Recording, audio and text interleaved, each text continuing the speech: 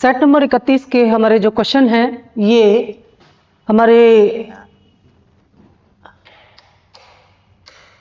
जो मुगल काल हमने शुरू किया था कल, उसी का अगला पार्ट है ये। और इसमें मैंने जैसे कि बताया सेट नंबर इसलिए दिया गया है जिससे कि हम ज़्यादा से ज़्यादा क्वेश्चन को यहाँ पर ले सकें, क्योंकि टॉपिक वाइज में दिक्कत हो जाती है, कभी कभी एक ही प्रैक्टिस सेट में एक से ज़्यादा टॉपिक हो जाते हैं, तो इसलिए आपके लिए बड़ा ये याद करना आसान हो जाएगा कि कितने प्रैक्टिस सेट आपने रिवीजन कर लिए हैं, कितने बचे हुए हैं। तो आज हमारा प्रैक्टिस सेट नंबर 31 है। जैसे कि मैंने कल आपको बताया कि आगे आने वाले संडे डेट आपको बता दी जाएगी। जो कमिंग संडे हैं इन्हीं में से किसी संडे से हम शुरू करने वाले हैं फ्री टेस्ट सीरीज उन बच्चों के लिए जो टीजीटी पीजीटी एग्जाम फेस करने वाले हैं कमिंग एग्जाम में, तो वो अपनी तैयारी को आखिरी स्वरूप दे दें, अपने आप को चेक कर लें। इसके लिए फ्री टेस्ट सीरीज हम यहाँ पर शुरू कर रहे हैं। इतिहास की और राजनीति विज्ञान की भी शुरू की जाएंगी, सर आपको बता देंगे अपने विषय के बारे में। फिलहाल मेरा जो सब्जेक्ट है इतिहास, इसकी जो टेस्ट सीरीज है उनको शुरू करने की जो प्लानिंग है वो संडे से हमने सोच रखी है। टाइम और प्लेस आपको बता दिया जाएगा।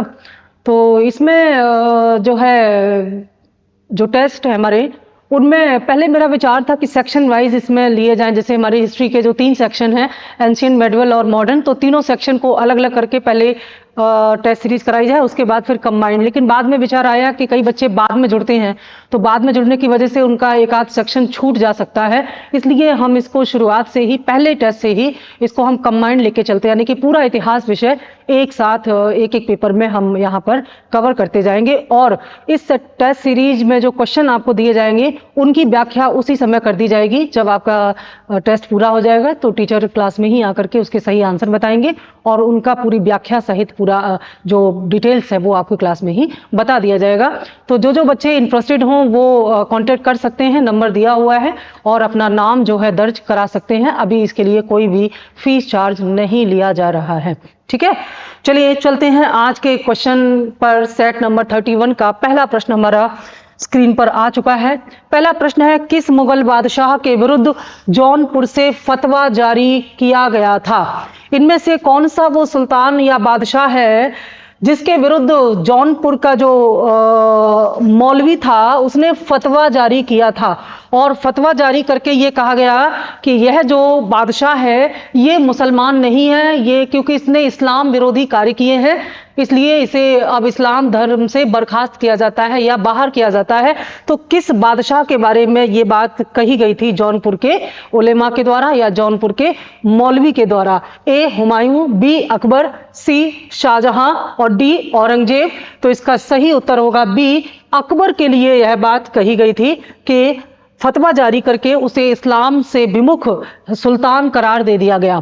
थोड़ा सा यहाँ पर हम देखेंगे अकबर के बारे में ये क्यों इस तरह की राय, जो कट्टरपंथी थे, जो कट्टरवादी थे, वे अकबर को पसंद नहीं करते थे, जबकि अकबर को महान कहा जाता है। हमारे भारतीय इतिहास में 2 शासक ऐसे हुए हैं जिनके साथ महान शब्द लगता है। एक हमारे प्राचीन भारत में है अशोक महान और एक मध्यकालीन भारत में है अकबर, महान अकबर या अकबर। तो इन दोनों शासकों को महान कहने के पीछे क्या कारण थे?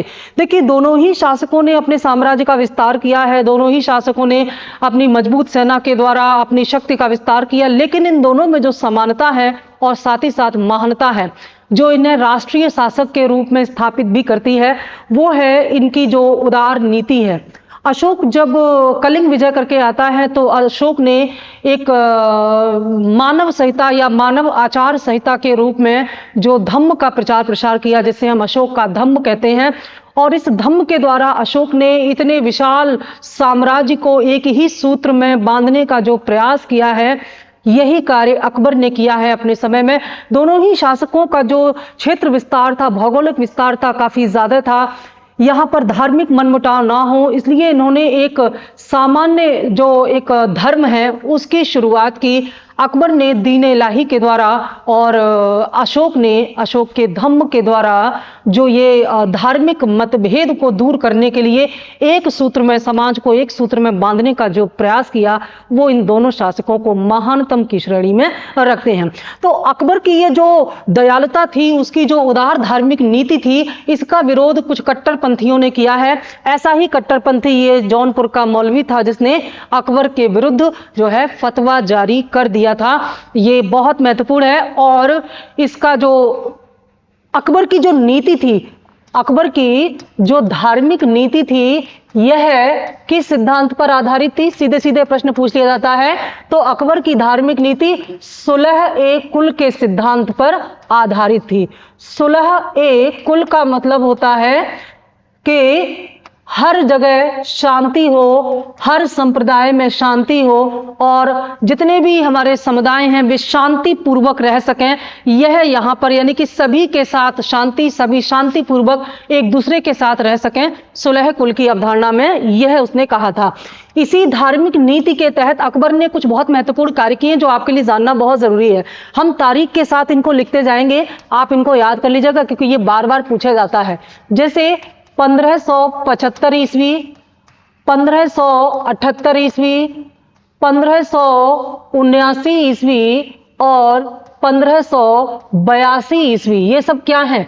ये वो तारीखें हैं जब अकबर ने अपने अलग अलग घोषणाओं के द्वारा अपनी धार्मिक नीति का विस्तार करने का प्रयास किया। इनमें सबसे पहले 1575 ईस्वी में अकबर ने फतेहपुर सीकरी में इबादत खाने की स्थापना की। इबादत खाना, इबादत खाने का मतलब होता है प्रार्थना गृह, यानी कि फतेहपुर सीकरी में एक ऐसा स्थान बनाया गया जहां पर इस्लाम के बड़े बड़े विद्वानों को, जानकारों को आमंत्रित किया जाता था और वे यहां पर एकत्र होकर के रात रात भर धार्मिक मुद्दों पर बात किया करते थे, चिंतन किया करते थे, तार्किक आधार पर अपने विचार प्रस्तुत करते थे। अकबर यह जानना चाहता था, धर्म के गूढ़ रहस्य को जानना चाहता था।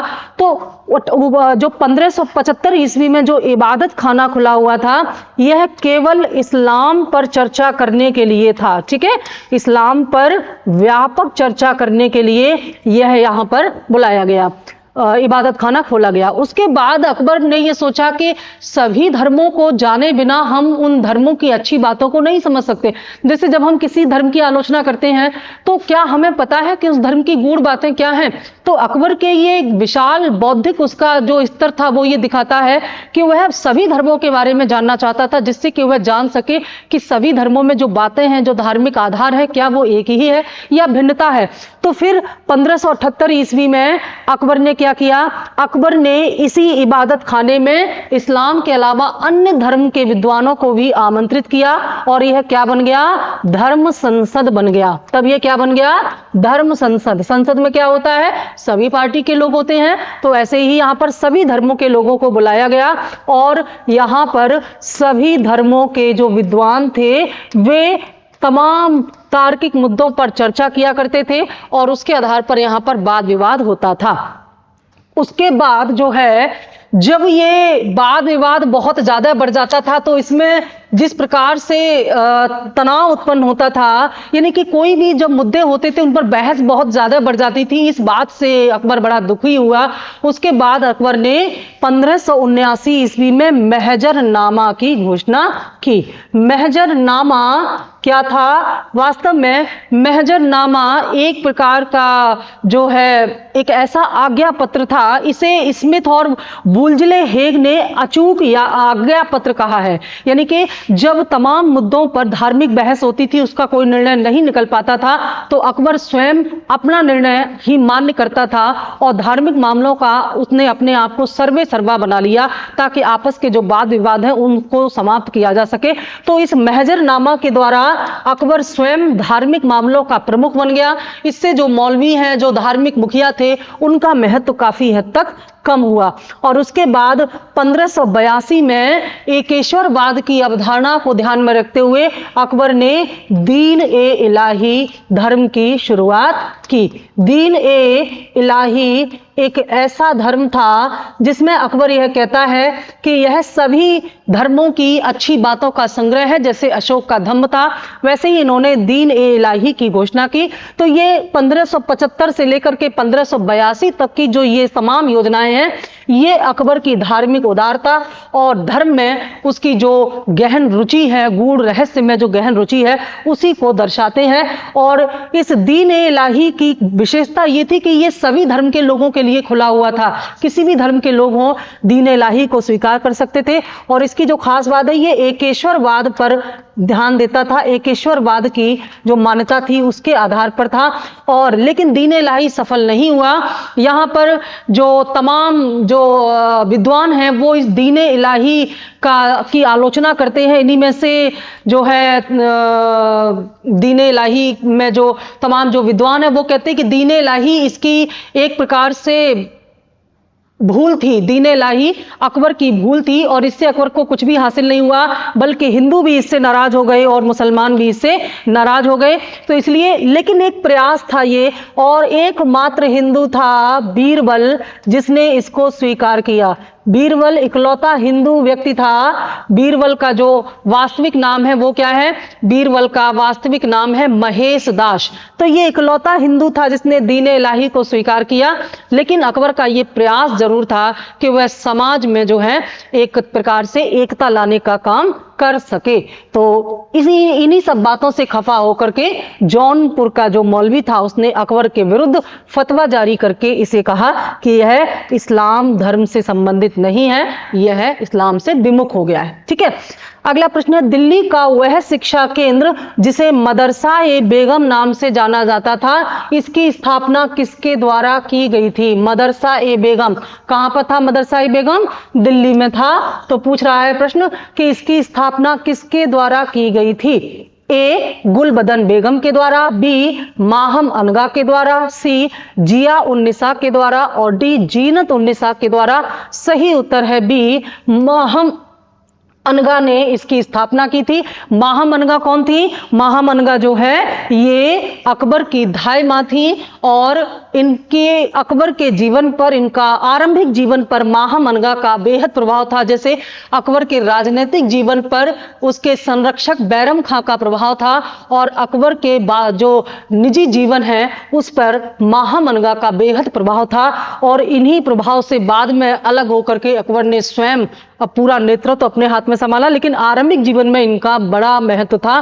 तो माहम अनगा जो है इन्होंने दिल्ली में मदरसा-ए-बेगम नामक एक शिक्षा केंद्र की स्थापना की, जो कि शिक्षा के क्षेत्र में बड़ा ही महत्वपूर्ण था। और इस मदरसे को खैरुल मंजिल के नाम से भी जाना जाता था। खैरुल मंजिल या मनाजिल एक और नाम है इसका, ये याद रखेंगे।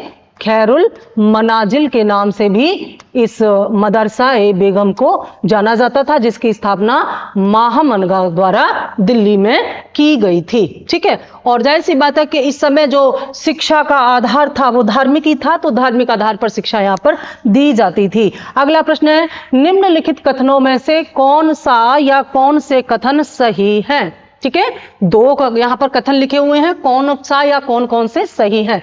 पहला है, अकबर ने लड़कों और लड़कियों के विवाह की आय निर्धारित करने का प्रयास किया था। अकबर काफी सुधार करने वाला शासक माना जाता है, खासतौर से धार्मिक, सामाजिक, इस प्रकार के सुधार उसने किए। तो ये कथन बिल्कुल सही है, और इसका कारण ये था कि अकबर कम आयु में ही बच्चों के विवाह के खिलाफ था और उसने उम्र निर्धारित कर दी थी। दूसरा है, अकबर ने लड़कियों को अभिभावकों के दबाव से अलग स्वयं की इच्छा से विवाह करने की स्वतंत्रता दी। दोनों कथन सही हैं, क्योंकि अकबर यह मानता था सामाजिक स्तर पर कि लड़कियों को अपना विवाह करने की छूट होनी चाहिए, वे किस उम्र में विवाह करना चाहती हैं ये स्वतंत्रता उनको होनी चाहिए। तो यहाँ पर दोनों ही कथन अकबर के बारे में बिल्कुल सही हैं। अगला प्रश्न है, मुगल सम्राट अकबर से संबंधित निम्नलिखित कथनों पर विचार कीजिए और सही उत्तर का चुनाव कीजिए। पहला है, तानसेन रामबली पांडे को मुगल सम्राट अकबर द्वारा प्रदान की गई पदवी थी। ये कह रहा है कि जो तानसेन है ये पदवी थी किसकी? तानसेन का वास्तविक नाम रामबली पांडे, जिसे मुगल सम्राट अकबर ने तानसेन की उपाधि दी थी। पहले हम चारों कथन पढ़ लेते हैं, फिर बताएंगे कौन कौन से सही हैं। दूसरा है, अकबर का विवाह राजा मान सिंह की बहन के साथ हुआ था। तीसरा है, अबुल फजल आईने अकबरी का लेखक था। चौथा है राजा टोडरमल अकबर की सेना के प्रधान सेनापति थे। ठीक है, तो अब एक एक करके देखते हैं इनमें कौन कौन से कथन हमारे सही हैं। हम देख रहे हैं इसमें पहला लिखा है तानसेन रामबली पांडे को मुगल सम्राट अकबर द्वारा दी गई पदवी थी। यानी कि जो तानसेन था जिसकी गणना अकबर के 9 रत्नों में से की जाती है, ये बता रहे हैं कि इसका जो नाम है वह इसका वास्तविक नाम क्या था, रामबली पांडे। लेकिन ये गलत है क्योंकि तानसेन का वास्तविक नाम था रामतनु पांडे। क्या नाम था, रामतनु पांडे। और इन्हीं रामतनु पांडे को तानसेन की उपाधि मुगल सम्राट द्वारा दी गई थी। तो पहला कथन क्या हो गया, गलत हो गया। दूसरा क्या कह रहा है, अकबर का विवाह राजा मान सिंह की बहन के साथ हुआ था। यह कथन भी पूरी तरह से गलत है क्योंकि इसमें लिखा हुआ है कि अकबर का विवाह, देखिए अकबर ने राजपूतों के साथ जो वैवाहिक संबंध स्थापित किए उनमें सबसे पहला विवाह किसका था, आमेर के कछवाहों के साथ किया है। और आमेर के तत्कालीन कछवाहा शासक भारमल की जो पुत्री थी, वास्तविक नाम उनका हरखा बाई था, लेकिन अन्य ग्रंथों में और फिल्मों आदि में उनका नाम जोधा बाई बताया गया है, लेकिन उनका वास्तविक नाम क्या था, हरखा बाई। तो ये जो हरखा बाई या जोधा बाई थी जिनके साथ अकबर ने विवाह किया था, ये मानसिंह के साथ इनका क्या संबंध था, ये आपसे पूछा गया है। तो ध्यान रखिएगा, ये हरखा बाई या जोधा बाई मानसिंह की बुआ थी, ना कि बहन, क्योंकि हरखा बाई राजा भारमल की पुत्री थी और भारमल के पुत्र जो थे वो भगवान दास थे और भगवान दास के जो पुत्र थे वो मानसिंह थे। तो मानसिंह का जो संबंध है जोधा बाई के साथ या हरखा बाई के साथ, वह किसका है, बुआ और भतीजे का संबंध है, ना कि भाई बहन का। ये जो मानसिंह है, मानसिंह की बहन का विवाह किसके साथ हुआ है, अकबर का जो पुत्र था सलीम, जिसे हम बाद में जहांगीर के नाम से जानते हैं, सलीम की जो बड़ी बेगम थी वो मानसिंह की बहन मानबाई थी। याद रखना कि मानबाई जो है मानसिंह की बहन थी, यानी कि हरखा बाई की भतीजी थी। और इस मानबाई का विवाह जो है अकबर के पुत्र सलीम के साथ हुआ था और इस मानबाई ने सलीम के नशे की आदत से दुखी होकर के आत्महत्या कर ली थी। ये पूरी कहानी है इसके अपने आप में। तो अकबर का विवाह राजा मान सिंह की बहन के साथ हुआ, यह कथन भी गलत है क्योंकि अकबर का विवाह राजा मान सिंह की बहन नहीं बल्कि भगवान दास की बहन या मान सिंह की बुआ के साथ हुआ था। ठीक है, तीसरा है अबुल फजल आईने अकबरी के लेखक थे। ये कथन बिल्कुल सही है क्योंकि अबुल फजल ने जो अकबरनामा लिखा है उसी अकबरनामा की एक जिल्द है, एक पार्ट है आईने अकबरी। ठीक है, अकबर के बारे में बहुत महत्वपूर्ण जानकारी मिलती है इस आईने अकबरी से। तो ये वाला कथन एकदम सही है। चौथा है राजा टोडरमल अकबर की सेना के प्रधान सेनापति थे। यह भी गलत है क्योंकि राजा टोडरमल अकबर की सेना के नहीं बल्कि अकबर के राजस्व प्रशासन के मुखिया थे। इन्होंने अकबर के राजस्व प्रशासन में जो है जिसे हम टोडरमल बंदोबस्त के नाम से जानते हैं, इन्होंने पूरे जो टैक्स सिस्टम था, राजस्व सिस्टम था, उसको संभाला था। तो इन चारों में से केवल तीसरा सही है, आंसर हो जाएगा सी, सही आंसर है। ठीक है, आगे चलते हैं अगले प्रश्न की ओर। किस मुगल सम्राट के काल में अंग्रेजी ईस्ट इंडिया कंपनी ने भारत में अपना पहला कारखाना स्थापित किया था? बहुत महत्वपूर्ण प्रश्न है। किस मुगल सम्राट के काल में अंग्रेज ईस्ट इंडिया या ब्रिटिश ईस्ट इंडिया कंपनी ने भारत में अपना पहला कारखाना स्थापित किया था? कल के क्लास में हम आपको बता चुके हैं कि जब अकबर बैठा था गद्दी पर तो पहली बार एक अंग्रेज आकर के मिला राल्फ फिच के नाम से। किससे? अकबर से। राल्फ फिच के नाम से आकर के मिला और अकबर के ही समकालीन जो महारानी, ब्रिटिश महारानी थी एलिजाबेथ, वो वहां पर 1600 ईस्वी में ब्रिटिश ईस्ट इंडिया कंपनी की स्थापना कर चुकी थी। और इस ईस्ट इंडिया कंपनी का उद्देश्य था पूर्वी क्षेत्रों में जाकर के व्यापार करना और इसी के तहत ईस्ट इंडिया कंपनी भारत आई और इसने भारत में अपने व्यापारिक केंद्र खोलने की अनुमति प्राप्त करने का प्रयास किया। और उस समय यहां पर मुगलों का शासन था। तो जब जहांगीर का शासनकाल था, इसमें पूछा गया है कि किसके शासनकाल में पहला कारखाना स्थापित किया? ए अकबर, बी जहांगीर, सी शाहजहां और डी इनमें से कोई नहीं। तो सही उत्तर हो जाएगा बी जहांगीर। जब जहांगीर का शासनकाल था भारत में, उस समय यहां पर जो अंग्रेज आए थे, दो अंग्रेज आए थे, एक विलियम हॉकिंस आया था और दूसरा आया था कौन? दूसरा आया था थॉमस रो या सर थॉमस रो। दो यात्री यहां पर आए थे अंग्रेज जहांगीर के दरबार में। इनमें जो पहला था विलियम हॉकिंस, ये विलियम हॉकिंस जो है ईस्ट इंडिया कंपनी के प्रतिनिधि के रूप में आया था और ईस्ट इंडिया कंपनी के प्रतिनिधि के रूप में जब ये आया था भारत में, तो ये काफी साल जहांगीर के दरबार में रहा था और इसने जहांगीर ने हॉकिंस से काफी ज्यादा प्रभावित था और जहांगीर ने हॉकिंस को, ध्यान रखिएगा, जहांगीर के शासनकाल में दो अंग्रेज यात्री आए हैं, एक हॉकिंस आया है, हॉकिंस पहले आया है और दूसरा आया है सर थॉमस रो या थॉमस रो। ठीक है, थॉमस रो। तो पहला हॉकिंस आया है और दूसरा थॉमस रो आया है। यहां पर आप डेट अगर इनकी जानना चाहें तो 1608 से लेकर के 1612 ईस्वी तक हॉकिंस भारत में रहा, जहांगीर के दरबार में या भारत में रहा और 1615 से लेकर के 1618 ईस्वी तक जो है ये थॉमस रो भारत में रहा था। ठीक है, ये जो है हॉकिंस, ये क्या था? ये ईस्ट इंडिया कंपनी का प्रतिनिधि था। ठीक है, कंपनी के प्रतिनिधि के रूप में ये जहांगीर से मिला था आकर के। और जो थॉमस रो है ये कैसे आया था? ये तत्कालीन जो ब्रिटिश सम्राट थे जेम्स प्रथम, ठीक है, तत्कालीन ब्रिटिश सम्राट जेम्स प्रथम के राजदूत के रूप में आया था। बहुत महत्वपूर्ण है ये, दोनों के आने का कारण अलग अलग था, दोनों अलग अलग प्रतिनिधि के रूप में आए थे। तो ये जेम्स प्रथम के जो है राजदूत के रूप में आया था। ठीक है, और क्रम भी आने का, ये पहले आया है और ये बाद में आया है।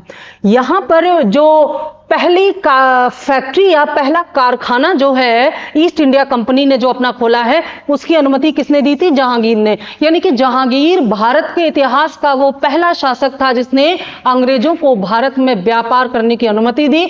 बहुत घातक हुआ उनका ये फैसला, क्योंकि आने वाले सैकड़ों वर्षों तक फिर अंग्रेजों ने भारत की अर्थव्यवस्था को पूरी तरह से लूटा। तो जहांगीर ने ये जो अनुमति दी थी वह किसको दी थी? यह 1613 ईस्वी में, ध्यान देना, 1613 ईस्वी में अंग्रेजों ने अपनी पहली फैक्ट्री सूरत में स्थापित की। ठीक है, सूरत में अंग्रेजों ने 1613 ईस्वी में अपनी पहली फैक्ट्री स्थापित की जहांगीर की अनुमति से। ठीक है, तो थॉमस रो जो जब ये हॉकिंस था, हॉकिंस यहां से जाने के बाद फिर यानी कि हॉकिंस और थॉमस रो के बीच का जो समय है, यहां पर भारत में पहली फैक्ट्री स्थापित हुई है। ठीक है, अगला प्रश्न, मुगल सम्राट जिसने तंबाकू के प्रयोग पर निषेध लगाया था। ध्यान रखिएगा, भारत में तंबाकू का प्रयोग किसके आने के बाद शुरू हुआ? जो पुर्तगाली थे, पुर्तगाली भारत में तंबाकू लेकर के आए। पुर्तगालियों के द्वारा भारत में पहली बार तंबाकू का प्रयोग किया गया और यहीं से तंबाकू की खेती भारत में आरंभ हुई। तो पूछा जा रहा है कौन सा वो जो सम्राट है जिसने तंबाकू का प्रयोग निषेध कर दिया? निषेध मतलब प्रतिबंधित कर दिया। ए अकबर, बी बाबर, सी जहांगीर, डी औरंगजेब। सही उत्तर है सी जहांगीर। ध्यान दीजिएगा, अभी मैंने थोड़ी देर पहले आपको बताया था जहांगीर का आरंभिक नाम था सलीम और इसका विवाह हुआ था मानसिंह की बहन मानबाई के साथ। और इसे जहांगीर जो है नशे का बहुत आदी था, यानी कि यह अफीम का बहुत ज्यादा सेवन करता था और इसकी नशे की आदत से दुखी होकर के मानबाई ने क्या कर लिया था? आत्महत्या कर ली थी। ठीक है, बाद में जहांगीर ने तंबाकू के प्रयोग पर प्रतिबंध यहां पर लगा दिया था। आगे, अबुल फजल के हत्यारे को पुरस्कृत किया था। किसने अबुल फजल के हत्यारे को पुरस्कृत किया था? अबुल फजल की हत्या किसने की थी? अबुल फजल की जो हत्या है वो एक जो बुंदेला सरदार था, वीर सिंह बुंदेला, उसने इसकी हत्या की थी अबुल फजल की। और कहते हैं कि अबुल फजल की हत्या के पीछे जहांगीर का हाथ था, क्योंकि अबुल फजल अकबर के बहुत नजदीकी था और जहांगीर को ऐसा लगता था कि अकबर ने अबुल फजल को जहांगीर की जासूसी करने के लिए लगा रखा है, क्योंकि जहांगीर ने अकबर के विरुद्ध जो है एक विद्रोह किया था ना, सलीम के रूप में अकबर के विरुद्ध इसने विद्रोह किया था। तो इसी बात से भयभीत होकर के आशंका जाहिर करते हुए जहांगीर ने अबुल फजल की हत्या करा दी थी। तो यहां पर पूछा जा रहा है कि किसने अबुल फजल के हत्यारे को पुरस्कृत किया। पुरस्कृत करने का मतलब है कि उसे मान सम्मान दिया या मनसब दिया या पदवी दी, इस प्रकार से यह प्रश्न पूछा जा रहा है। तो ए अकबर ने, बी जहांगीर ने, सी मानसिंह ने, डी इनमें से कोई नहीं। तो सही आंसर होगा जहांगीर ने अबुल फजल के हत्यारे वीर सिंह बुंदेला को पुरस्कृत किया था। ठीक है। और जब 1605 ईस्वी का समय था, आगरा के किले में जहांगीर का जब राज्य अभिषेक हुआ था, तो इसी राज्य अभिषेक में जो जहांगीर ने जो उपाधि धारण की थी, नूरुद्दीन मोहम्मद जहांगीर बादशाह की उपाधि धारण की, और यहीं पर उसने अबुल फजल के हत्यारे राजा वीर सिंह बुंदेला को क्या किया था, इसने यहां पर उनको उच्च मनसब प्रदान किया, सम्मान प्रदान किया था। ठीक है। अगला प्रश्न, ईरान के शाह और मुगल शासकों के बीच झगड़े की वजह क्या थी? बढ़िया प्रश्न है ये, क्योंकि हम देखते हैं कि अक्सर ईरान के शाह के साथ और मुगल शासकों के बीच में संघर्ष होता रहा है, चाहे वो बल्ख अभियान हो या उससे पहले का अभियान हो। तमाम जो इनमें कारण क्या था, किस वजह से इन दोनों के बीच में, क्योंकि ईरान के शाह का भारत में तो कोई शासन का हस्तक्षेप था नहीं, है तो अपने क्षेत्र में शासन करता था। तो फिर क्या वजह थी? ए काबुल, बी कंधार, सी कुर्ज और डी गजनी। तो सही उत्तर होगा कंधार। कंधार बहुत महत्वपूर्ण क्षेत्र था। जिस स्थान पर कंधार था उसकी भौगोलिक स्थिति इस प्रकार थी कि सुरक्षा की दृष्टि से कंधार पर नियंत्रण के लिए ईरान और मुगल शासक दोनों ही निरंतर प्रयासरत रहते हैं। और यहां पर जहांगीर के समय में जो है ईरान, आपने देखा था कि जब बाबर ने भारत में अपने साम्राज्य का विस्तार किया है तो उसी बीच उसने काबुल और कंधार को अपने अंतर्गत कर लिया था। लेकिन बाद में जब बाबर की मृत्यु हो गई तो बाबर की मृत्यु के बाद जो बाबर ने अपनी वसीयतनामा में अपने चारों पुत्रों में, हुमायूं सहित चारों पुत्रों में अपने जीते के प्रदेशों का बंटवारा कर दिया था। तो जो कामरान था उसके हिस्से में आया था ये काबुल और कंधार। बाद में जब हुमायूं गद्दी पर बैठा, क्योंकि हुमायूं के हिस्से में क्या आया, दिल्ली आया, तो हुमायूं का उसके भाई कामरान के साथ बहुत ज्यादा संघर्ष होता रहा है और इसमें ईरान के शासकों का सीधा हस्तक्षेप था। बाद में जब सरहिंद के युद्ध के बाद हुमायूं वापस दिल्ली की गद्दी पर बैठा तो यहां पर कंधार के लिए उसका संघर्ष चलता रहा और फिर अकबर के शासनकाल में जो है ये भारत में शामिल हो गया। लेकिन जहांगीर के शासनकाल से फिर से कंधार को लेकर के संघर्ष हो गया और फाइनली शाहजहां के शासनकाल में कंधार हमेशा के लिए भारत से अलग हो गया। तब से दोबारा फिर कभी भी कंधार भारतीय साम्राज्य का हिस्सा नहीं बना। तो जब जहांगीर का समय चल रहा था उसी समय ईरान का शासक था शाह अब्बास। शाह अब्बास ने कंधार पर क्या किया, हमला कर दिया। और जब इसने ईरान ने कंधार पर हमला कर दिया, उसी समय मुगल शासक जहांगीर अपनी सेना लेकर के युद्ध के लिए गया। उसी समय इसको यह खबर मिलती है जब 1621 ईस्वी में यह हमला किया जहांगीर ने ईरान के शासन के विरुद्ध यहां पर, तो इसे ये खबर मिलती है कि इसके पुत्र जो जहांगीर का पुत्र था खुर्रम, इसने क्या कर दिया है, इसने जो है यहां पर विद्रोह कर दिया। इन सभी ने अपने अपने पिता के विरुद्ध विद्रोह किया। बाद में शाहजहां के विरुद्ध विद्रोह हुआ औरंगजेब और उसके भाइयों के द्वारा। तो ये सब एक कहानी है इनकी पूरी। तो जब जहांगीर को यह खबर मिली कि शाहजहां ने या खुर्रम ने विद्रोह कर दिया है तो वो अपने ईरान अभियान को बीच में ही छोड़ करके वापस चला आया और उसी बीच ईरान जो है कंधार पर कब्जा कर लेता है। और फिर शाहजहां ने इस पर प्रयास भी किया, लेकिन शाहजहां के शासनकाल में अंतिम रूप से हमेशा के लिए ये जो कंधार है ये मुगलों के हाथ से निकल गया। ठीक है। तो मुख्य जो कारण था इन दोनों के बीच में तनाव का, संघर्ष का, वो क्या था, कंधार था।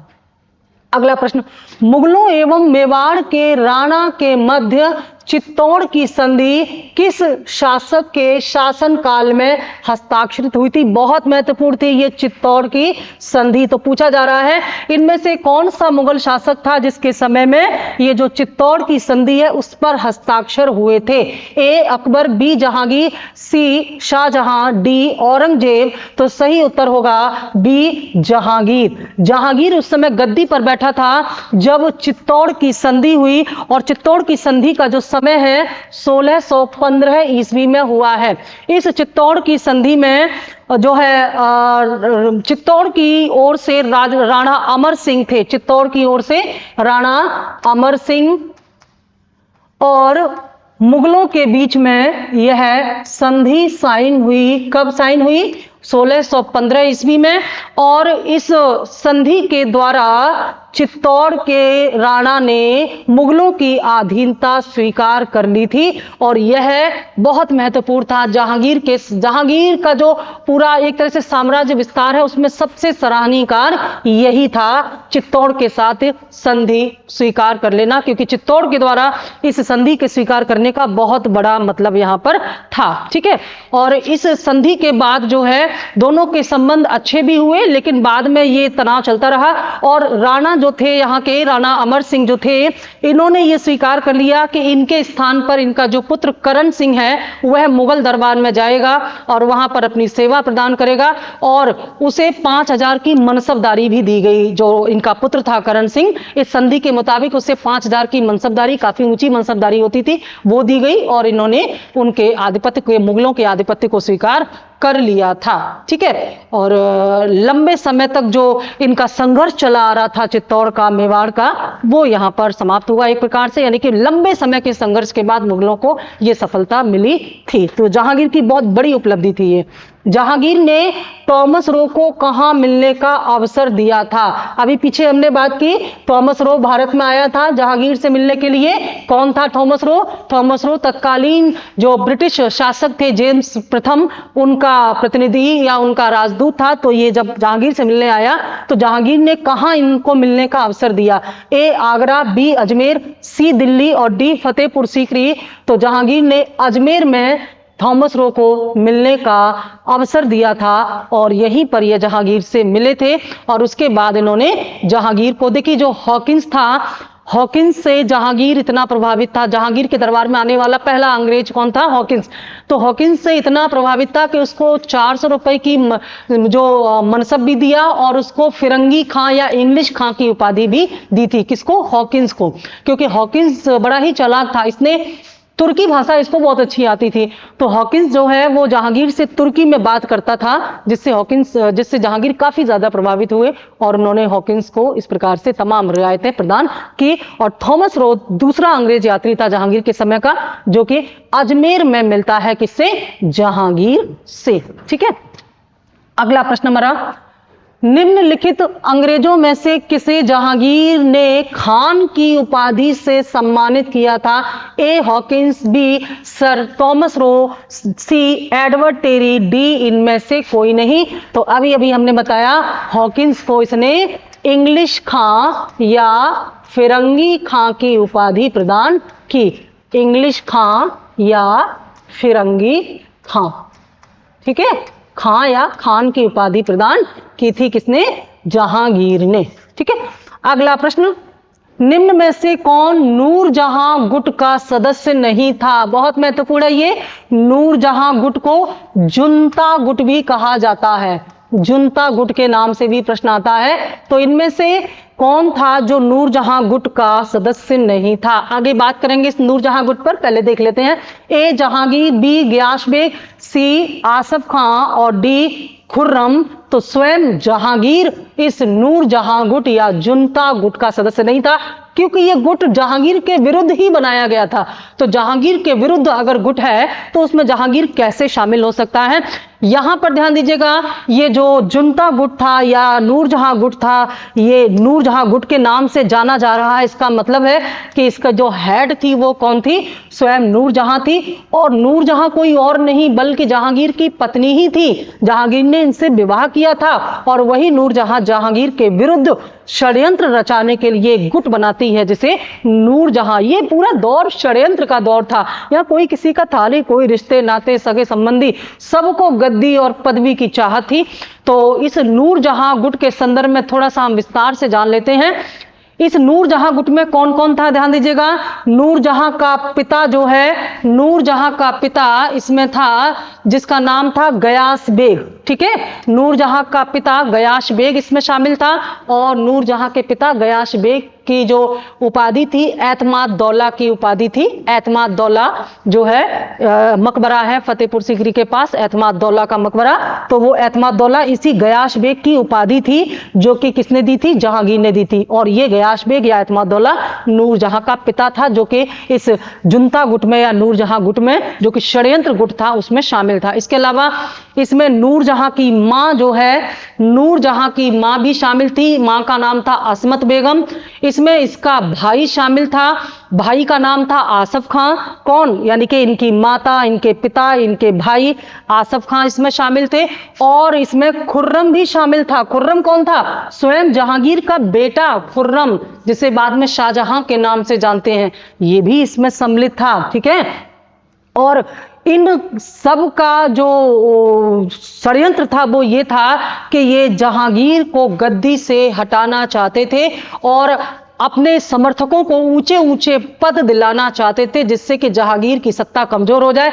बाद में जब खुर्रम से का मन मोह भंग हो गया इससे, तो खुर्रम इस गुट से अलग हो गया था। इन्होंने क्या षड्यंत्र किया, इन्होंने षड्यंत्र किया, आसफ खां की पुत्री थी जिसका नाम था अर्जुमंद, नाम आप समझ गए होंगे, अर्जुमंद बानो बेगम। और इस अर्जुमंद बानो बेगम की जो शादी है वो इसने करा दी खुर्रम के साथ, शाहजहां के साथ इनकी शादी करा दी, जिनको मुमताज महल के नाम से जाना गया। इन्हीं मुमताज महल के का बेटा था औरंगजेब, और इन्हीं मुमताज महल के नाम से ताजमहल इनकी स्मृति में बनाया गया। तो अपनी पुत्री के साथ खुर्रम का विवाह करके इन्होंने अपने गुट को और ज्यादा मजबूत किया। लेकिन जब खुर्रम को यह पता चला कि वास्तव में ये इसे गद्दी पर नहीं बिठाना चाहती, बल्कि आसफ खान स्वयं इस पदवी का लाभ उठाना चाहता है, तो खुर्रम इनके विरुद्ध हो गया था और सीधे इसने जाकर के जहांगीर के विरुद्ध जो है विद्रोह कर दिया था। ठीक है, तो इस गुट में कौन शामिल नहीं था, जहांगीर इस जुनता गुट में शामिल नहीं था। कौन कौन शामिल था उनके नाम मैंने बता दिए हैं।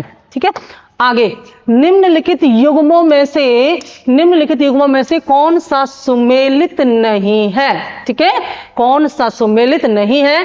ए बाबर खानवा का युद्ध, बिल्कुल सही है। हुमायूं चौसा का युद्ध, बिल्कुल सही है, कल इन पर बात हो चुकी है।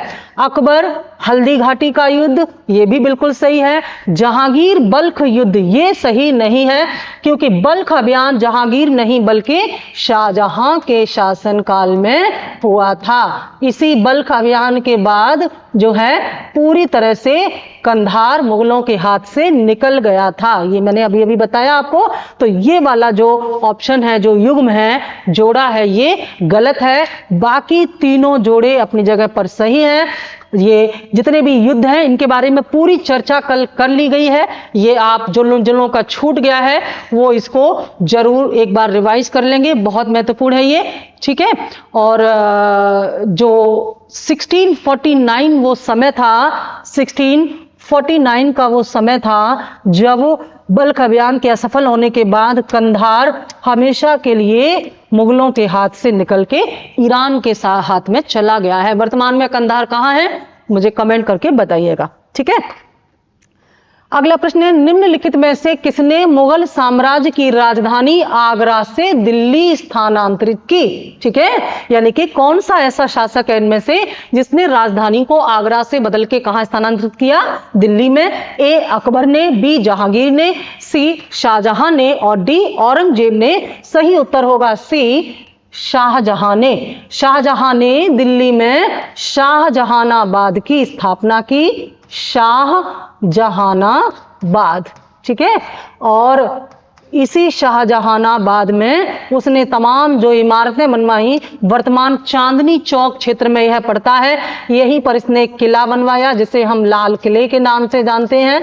लाल किला, यहीं से सत्ता का संचालन हुआ और इसी लाल किले से फाइनली बहादुर शाह जफर को बाहर करके अंग्रेजों ने भारत की सत्ता अपने हाथ में ले ली थी। ठीक है, तो लाल किला बनवाया, यहां पर बहुत सारे चांदनी चौक या मीना बाजार की स्थापना कराई, बहुत फेमस है मीना बाजार यहाँ का, ये शाहजहां ने ही करवाया था।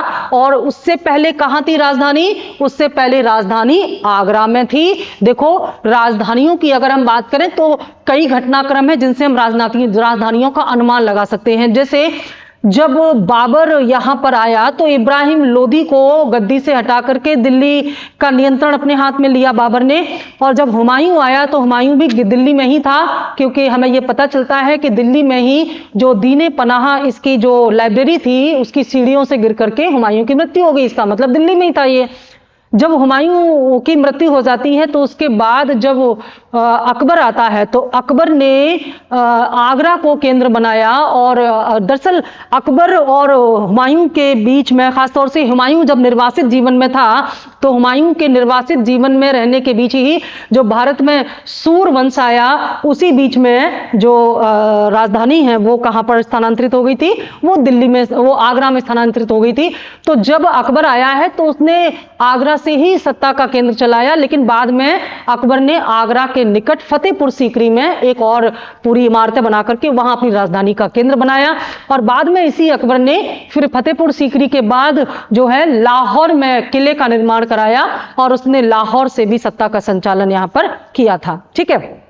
जब जहांगीर आया तो जहांगीर ने लाहौर से सत्ता का संचालन किया, बाद में जहांगीर आगरा आ गया था। और जहांगीर के बाद जब इसका पुत्र शाहजहां आया तो उसने दिल्ली में शाहजहानाबाद की स्थापना करके उसे राजधानी बनाया। और तब से लेकर जो तमाम जो मुगल शासक, अंतिम मुगल शासक बहादुर शाह जफर के समय तक दिल्ली ही राजधानी के रूप में बनी रही। उसके बाद फिर आधुनिक भारत में, ब्रिटिश कालीन भारत में उसका पूरा इतिहास है, आगे हम बताएंगे। तो जो शाहजहां है इसने आगरा से दिल्ली में राजधानी का स्थानांतरित किया था। ठीक है। अगला प्रश्न है, निम्नलिखित में से किस मुगल बादशाह ने सिजदा के ईरानी रिवाज को समाप्त किया था? सिजदा और पायबोस, पायबोस या पाबोस, ये दो प्रथा थी, सिजदा और पाबोस थी, जिसमें बादशाह का अभिवादन किया जाता था, उनके पैर के अंगूठे को चूमा जाता था। ये प्रथा जो है ईरानी प्रथा थी, ईरान से अडॉप्ट की गई थी ये प्रथाएं सल्तनत काल में। तो पूछा गया है किस मुगल बादशाह ने इन सिस्टम को समाप्त कर दिया था? ए अकबर ने, बी औरंगजेब ने, सी शाहजहां ने और सी जहांगीर ने और डी शाहजहां ने ये प्रथाएं समाप्त कर दी। और इस प्रथा को समाप्त करने के पीछे उद्देश्य क्या था कि ये इस्लाम में नहीं थी, ईरानी प्रथाएं थी। तो इस्लामिक प्रथाओं को चालू करने के लिए, ईरानी प्रथा को समाप्त करने के उद्देश्य से किस मुगल शासक ने इन प्रथाओं को समाप्त किया था? तो सही उत्तर है डी, शाहजहां ने ये प्रथाएं समाप्त कर दी थी। सिजदा और पायबोस प्रथा समाप्त इसने कर दी थी और इसकी जगह पर इसने चहार तस्लीम की प्रथा आरंभ की। चहार तस्लीम। ठीक है। और चहार तस्लीम की जो प्रथा थी वो क्या थी कि जो पगड़ी हुआ करती थी, जो उनके तमाम जो एक तरह से जो इनके उलेमा, जो इनके मंत्री हुआ करते थे या उनको मनसबदार कुछ भी कह लो, उनकी पगड़ी में जो है बादशाह की जो उसमें पिक्चर होती थी, तस्वीर होती थी, तो उसको अगर सिर टेकेंगे, पायबोस करेंगे, सिजदा करेंगे तो वो जमीन से लग जाती थी। तो माना गया कि इससे बादशाह का अपमान होता है, इसलिए सिजदा और पायबोस नहीं बल्कि चहार तस्लीम यानी कि पगड़ी में जो है पूरा बादशाह की जो तस्वीर है उसको रखने की यहां पर अनुमति दी गई, ना कि ये प्रथाएं, क्योंकि ये ईरानी प्रथाएं थी जिसको शाहजहां ने क्या कर दिया? समाप्त कर दिया था। ठीक है। किस मुगल शासक ने अपने पिता की मृत्यु के बाद अपनी सौतेली मां को कैद कर लिया था? ए औरंगजेब ने, बी शाहजहां ने, सी जहांगीर ने और डी हुमायूं ने। देखो इनमें जो दो नाम ऐसे हैं, जैसे औरंगजेब है तो औरंगजेब ने अपने पिता को कैद किया था और अपनी बहन को कैद किया था, लेकिन उसमें मां नहीं थी। लेकिन ये जो शाहजहां हैं, शाहजहां ने जब इनके पिता जहांगीर की मृत्यु हो गई तो शाहजहां ने अपनी सौतेली मां यानी कि जहांगीर की पत्नी नूरजहां को नजरबंद कर दिया था। कैद करके रखा था, क्योंकि वह जानता था कि ये षड्यंत्र कर सकती है। तो वह शाहजहां ही था जिसने अपने पिता की मृत्यु के बाद अपनी सौतेली मां को कैद कर दिया था। अगला प्रश्न है, निम्नलिखित में से किस इतिहासकार ने शाहजहां के शासन काल को मुगल काल का स्वर्ण युग कहा है? देखो, पहले तो ये जानो कि स्वर्ण काल, मध्यकालीन स्वर्ण युग किसे कहा जाता है? तो मध्यकालीन स्वर्ण युग शाहजहां के शासन काल को कहा जाता है। और वास्तव में यह जो स्वर्ण काल कहने का कारण है, जो उद्देश्य है, वो क्या है? क्योंकि इस समय स्थापत्य के क्षेत्र में इतना विकास हुआ था कि इसी स्थापत्य, जैसे ताजमहल, लाल किला और तमाम जो इमारतें बनी थी, इसी कारण ये कहा गया। किसने कहा? तो ये कहा है A.L. श्रीवास्तव ने। A.L. श्रीवास्तव कहते हैं कि शाहजहां का जो शासन काल था वह मध्यकाल का या मुगल काल का स्वर्ण युग था। मुझे कमेंट करके बताइएगा कि प्राचीन भारत का स्वर्ण युग किसे कहा जाता है? यह प्रश्न कई बार पूछा गया है, तो कमेंट करके इसका उत्तर आप लोग दीजिएगा। ठीक है, आंसर मिला आपको? आगे चलते हैं। प्रसिद्ध कोहिनूर हीरा शाहजहां को किसने उपहार में दिया था? एक वीडियो पड़ा हुआ है, किस्सा एक कोहिनूर के नाम से, उसमें कोहिनूर का पूरा इतिहास बताया गया, उसको जरूर देख लीजिएगा। तो किसने शाहजहां को उपहार स्वरूप कोहिनूर दिया था? ए औरंगजेब ने, बी मुराद ने, सी मीर जुमला ने और डी अबुल हसन कुतुब शाह ने। तो सही आंसर था सी, मीर जुमला ने। और मीर जुमला कौन था? ये गोलकुंडा का एक हीरा व्यापारी था, गोलकुंडा। और हीरा व्यापारी होने के कारण ये कोहिनूर की कीमत को जानता था, बेशकीमती। अच्छा, कोहिनूर को कोहिनूर नाम किसने दिया है? नादिर शाह ने दिया है। कौन नादिर शाह? वही नादिर शाह जिसने दिल्ली पर हमला किया और तख्ते ताउस यानी कि मयूर सिंहासन को ले गया। इसी मयूर सिंहासन में, जो कि शाहजहां ने बनवाया था, इसी मयूर सिंहासन में दुनिया का सबसे कीमती हीरा कोहिनूर लगा हुआ था। जब नादिर शाह ने इसको देखा तो इसकी रोशनी से वो इतना आश्चर्यचकित हो गया कि वह कहता है कोह ए नूर। कोह ए नूर का मतलब था रोशनी का पहाड़, और वहीं से इसका नाम पड़ गया कोहिनूर। एक लंबी पूरी कहानी है, तो इसके बारे में उसमें बताया गया है।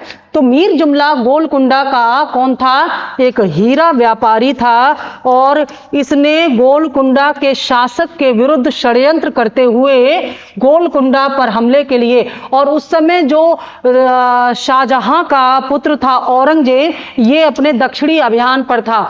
तो अपने दक्षिणी अभियान के तहत ही इसने गोलकुंडा पर अपना जब विस्तार किया, साम्राज्य का विस्तार किया, उसी समय मीर जुमला ने उपहार स्वरूप शाहजहां के लिए औरंगजेब के हाथों, ध्यान दीजिएगा, औरंगजेब के हाथों शाहजहां के लिए उपहार स्वरूप कोहिनूर हीरा पहुंचा। और यह कोहिनूर हीरा वापस मुगलों के पास आ गया, क्योंकि इसकी एक लंबी कहानी थी। हुमायूं इसको देश से बाहर ले गया था, ईरान ले गया था जब वो निर्वासित जीवन में था। उसके बाद ये वापस फिर शाहजहां यानी कि हुमायूं से लेकर शाहजहां के समय तक ये कोहिनूर मुगलों के पास नहीं था। वापस ये शाहजहां के समय में मुगलों के पास आया, और फिर कैसे ये नादिर शाह के द्वारा वापस ईरान गया, फिर ईरान से ये महाराजा रणजीत सिंह को मिला, और फिर महाराजा रणजीत सिंह के अल्प आय पुत्र दिलीप सिंह के माध्यम से ये ब्रिटिश महारानी तक पहुंचा, और उनके ताज में इसको लगा दिया गया। वर्तमान में ये लंदन के म्यूजियम में रखा हुआ है। आज भी ये दुनिया का सबसे महंगा हीरा माना जाता है। ठीक है, तो मीर जुमला इसका सही उत्तर था। अगला प्रश्न, इनमें से किसे शाहजहां ने शाह बुलंद इकबाल की पदवी दी थी? ए दारा शिकोह, बी शुजा, सी औरंगजेब और डी मुराद। ये चारों कौन हैं? ये चारों शाहजहां के पुत्र हैं। ठीक है ना, ये चारों शाहजहां के पुत्र थे, और इनमें सबसे बड़ा पुत्र था दारा शिकोह। इसी को शाह बुलंद इकबाल की उपाधि दी थी, पदवी दी थी। शाहजहां इससे बहुत प्रेम करता था और इसी को गद्दी पर बिठाना चाहता था, लेकिन औरंगजेब एक अपने आप को योग्य मानता था, और जब शाहजहां को कैद में डाल दिया गया था, उसी समय तमाम उत्तराधिकार के लिए युद्ध हुए हैं, और उन उत्तराधिकार के युद्ध में अंतिम रूप से औरंगजेब विजयी हुआ। इसने दारा शिकोह की हत्या करके मुगल गद्दी हासिल की। तो शाहजहां ने शाह बुलंद इकबाल की उपाधि दारा शिकोह को दी थी। लास्ट क्वेश्चन है हमारा, निम्नलिखित में से कौन शाहजहां के शासनकाल में अधिकांश समय तक दक्कन का गवर्नर रहा था। पूछा गया है इनमें से कौन था जो कि जब शाहजहां गद्दी पर थे उसी समय गवर्नर के, दक्कन के गवर्नर के रूप में किसको नियुक्त किया गया? ए दारा शिकोह, बी मुराद बख्श, सी शाह शुजा और डी औरंगजेब। सही उत्तर है डी औरंगजेब। और दक्कन के गवर्नर के रूप में ही औरंगजेब ने बहुत सारी शक्ति और धन हासिल किया और बाद में फिर इसने अपने भाइयों को उत्तराधिकार के युद्ध में पराजित करके दिल्ली की गद्दी पर अधिकार किया। ये थे हमारे 20 महत्वपूर्ण क्वेश्चन मुगल काल से। आगे और ये कंटिन्यू रहेंगे, मुगलों के प्रशासन से, मुगलों के स्थापत्य से, समाज, संस्कृति आदि से ये प्रश्न आगे कंटिन्यू हम रखेंगे।